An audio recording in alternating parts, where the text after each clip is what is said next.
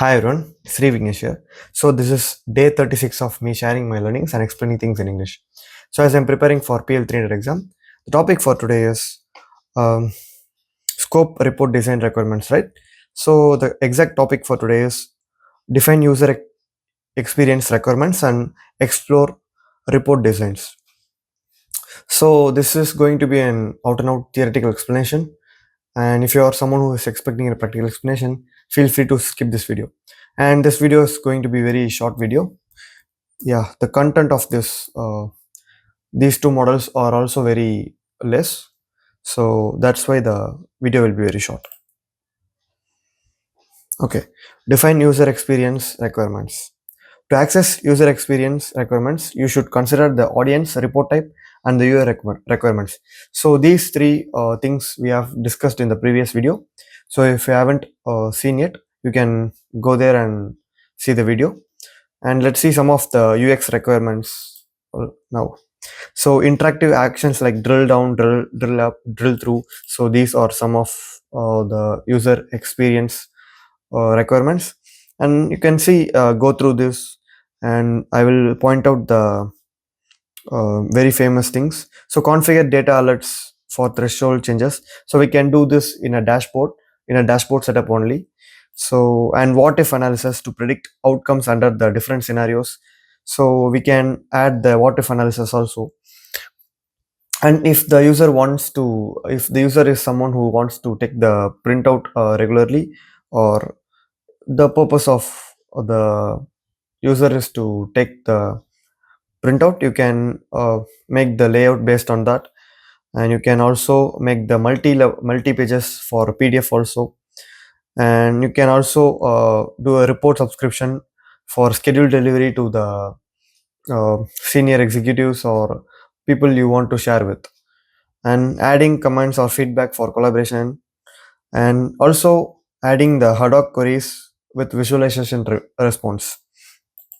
So these are some of the user experience requirements. So this is not a set or standard thing. So it will vary place to place and organization to organization. So this is you should understand that the user experience requirements will change upon based on the audience and a report type and the UI requirements. So the main thing you have to understand is you should ready to keep on make changes in the report based on the users. So that's the key point you have to understand here. And yeah, so let's go to the next topic, which is so explore the report designs. So for this model we don't have any notes because this is an practical, you know, there is an interaction kind of thing in the Microsoft website itself. So if you go into this model, you will see an Power BI live dashboard here. So it is taking some time, it is loading. And let's go open this.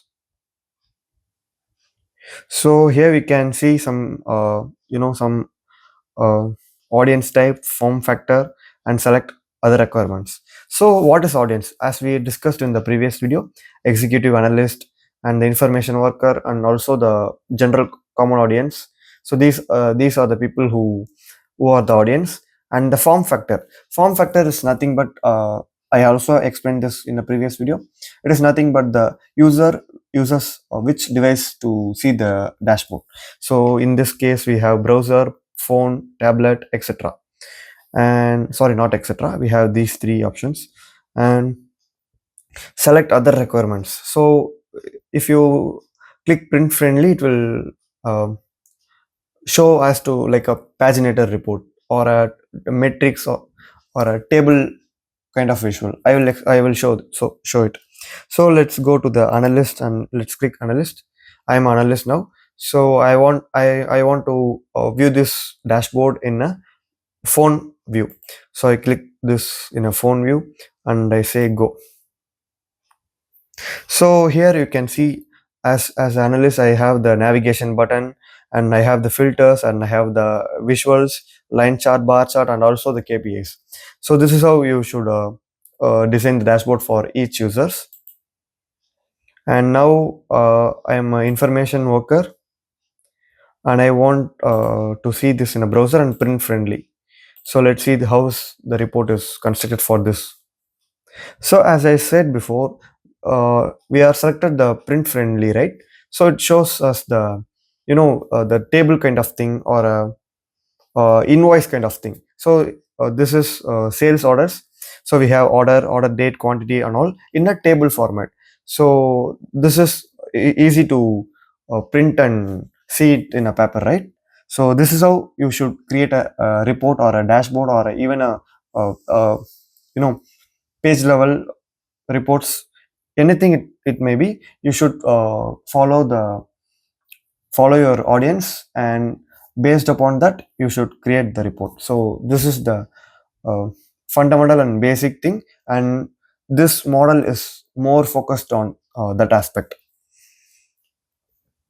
Yeah, that's it for today's video. And if you are an expert watching my video and find any mistakes or miscommunication, please let me know in the comment section. I'm open to learn from everyone. Thank you.